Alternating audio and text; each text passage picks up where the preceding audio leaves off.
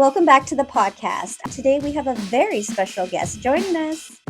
Our guest has spent decades shaping conversations in the electronic music world.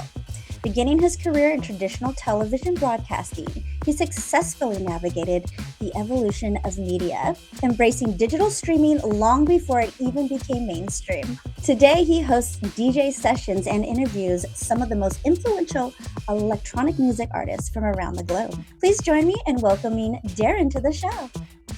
Thank you for having me here today, Yvonne. And I'd love to start in the beginning. Well, I mean, you were with me kind of there in the beginning. 2005, 2006, I believe, when I just launched the brand ITV. A couple other brands that we had been working on. Phantasmagoria, which was my first show that I put to broadcast television in 2002, and then branched off and did a couple other shows, but we consolidated all the shows. Started with one of my favorite shows was ITV Nightlife. And, because I had all the connections with all my friends and the nightclubs and the DJs. And, the concept was kind of, go out and think MTV Cribs meets a Seattle nightclub. So you'd go out and you'd get a tour of the club, and then you might sit down and talk with the manager of the club, sit down and talk with the promoter of the club, sit down and talk with the DJs. And then maybe if we got a good lucky chance, sit down with the headlining DJ, the out-of-town DJ, the big name DJ, and have that interview. And that was always one of the more fun shows to film, which set the way clock forward a few years. Out of that became ITV Live, because I was doing podcasting and broadcast TV. But then we started getting into live streaming, and ITV Live, I created this brand called the DJ Sessions, where I would bring my DJ friends over and I would stream them live online. And this is 2009. So, technology, cameras, webcams, they really weren't the hottest go-to item. And people were still trying to wrap their head around it. Like, why would I want to watch a DJ streaming live online? And I'd say, well, have you ever listened to a radio show? You listen to the radio, well, just listen to our shows. But here you're going to see me dancing around and jumping for 4 hours. And, and people, I think more people tuned in to watch me jump up and down and dance and go like, how can this guy do this for 4 hours and worried about the DJ playing on the show? And all of our shows were designed to feature local artists, independent artists, and kind of give them a spotlight of not just on the local scene like public access or broadcast television could do, because those were limited, very limited to like the Seattle market. Here we could put a podcast online and the world could see them. Here we could stream them live online and the world could see them in real time, chat with them and ask questions right there. Imagine if you're sitting there watching the Super Bowl and you can go right to the head coach and go, you're live on TV right now, I want to know what's up. And he's like, yo, what's up? I'm in the middle of the game. Okay, cool. I mean, it's just stuff like that. It's just the technology has become so much more advanced. And I kind of abandoned the whole ITV model, the broadcast model, in favor of the DJ sessions, because the broadcast model took up a lot of more time. As we were talking pre-show, when we did broadcast television, you had to film, you had to bring the footage back and edit it, then you had to render it, then you had to upload it, and then you had to tell everyone about it. And that process literally could be 6 to 10 hours of work for a 15-minute segment. Whereas I could go online live and I'm there right there for 4 hours, and I could break that up into hour-long segments in real time and send those segments out via social media, Facebook and everything, minutes after the show's done. Multicam edited, everything you see now that people are doing. We'll talk about the pandy boom, how all DJs jumped online maybe in a little bit here. But, we were doing that for years. But the main catalyst of the show that took the DJ sessions into a completely different direction of not just being this local focus, get these people on show was when earlier in the year I was at Winter Music Conference, and I had met an artist by the name of Dave Dresden. Huge name. Dresden and Gabriel and Dresden, huge DJs. They now have a huge show live streaming on Twitch. Well, I had interviewed him earlier in the year at Winter Music Conference, like January, February, whenever that happens. And he was coming to Seattle, and this is probably like November-ish. And I hit up his agent and I said, hey, would it be cool if Dave came by and did an interview on the show and maybe played a set? She says, let me go ask him. Came back and he said yes. Well, next thing you know, in my little teeny apartment, which that little teeny apartment that was on Broadway, okay? Remember. And, I have Dave Dresden playing in my bedroom on my show, streaming live. And I'm sitting there going, this is so surreal. This is one of the world's most renowned. And this is 2009.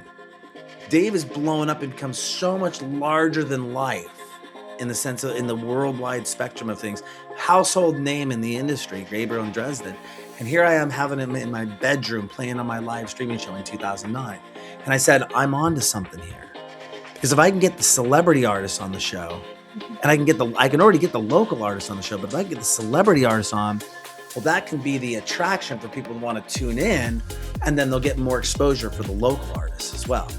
So I started knocking on doors as people came to town and started building up the repertoire, and moved the show eventually from my bedroom to an actual studio in Pioneer Square. And then we got the glass box truck, which does the mobile sessions in 2010. And I've had a number of different studios since then. Started doing rooftop events and different parties and going out to nightclubs and filming, all that stuff. But, where we're at now, current day, is we actually just got our own venue. We got our own new studio where I was talking a little bit about pre-show, called 1000. And it's up here on Capitol Hill. It's a small space, but it's suitable for a live studio audience, which is just gonna be really awesome because filming from your bedroom is cool. I'm not knocking anyone. Filming from, a rooftop or something with your friends or having 10 people there is cool. But when you can have 50, 60, 70 people in the studio dancing in front of the stage and that DJ can feel it and that energy can transfer through to the camera, it's so much more of a production. We were doing this for 11 years, pretty much. And then Pandy hit. And every DJ in the world jumped online. And here I am with a DJ show that features DJs going, we do this when they're live in person. We have nobody to feature, and everyone's doing it on their own. So, basically, I kind of dialed it back in and said, well, what do I do now? Because I'm not a DJ. Everyone always thinks I'm a DJ that produces because it says DJ. No, I'm not a DJ. I'm not a DJ. I just play one on TV. You know what I don't see anyone doing? Out of all these DJs, no one's talking to the camera. No one's doing interviews. And I got all these connections, all this stuff that I made. So I started reaching out to people and said, hey, would you like to sit down and do a one-on-one interview with me? And would you also like to include an exclusive guest mix? And that started taking off and it started rolling. 2021 was also a great year because I revamped the website and got the website version 3 is what we have now.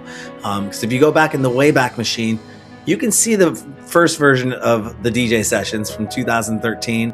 You can see the second version that I upgraded in 2018, which I might add in 2018, we were made one of the first Twitch featured partnered DJ shows out of all the millions of streamers in the world. Wow. That was a huge caveat. We got put to the front page of Twitch. This is years before Pandy hit, years before they even considered DJing a thing on Twitch. People were doing it, but nobody was going to the front page of Twitch. Yeah, I started doing these interviews and started getting really more in depth with the DJs and doing what I call now the organic interview. I'm a big fan of the organic interview, just like what you're doing with me right now. Organic interview. Some agencies, some people out there, some places out there, they will literally send you a list of 10 questions and say, fill these questions out for us, and then we'll run your story. That's not an organic interview. They're not interviewing you. They're not talking to you. They're not engaging with you. And you can't really get to know that person. I mean, I've had people laugh their ass off asking them questions. And I'm like, or my best one is when I ask them a question, they go, you just stumped me. And I'm like, am I doing my job right? I always promise my guests, I'm not going to Oprah Winfrey them. I'm not going to Barbara Walters them. I'm not going to try to make them cry on camera. I'm not going to get controversial or political or anything bad or negative. But, I just have a great time talking with these people when you really get to sit down and hear their story and hear about their experiences because they have so much knowledge to share. And some of these are veterans, some of them are new and up and comers. So that's really at the heart of what the DJ sessions is about, is still focusing on helping out the little guy, but still, talking to those people from around the world that, have so much knowledge and experience to share.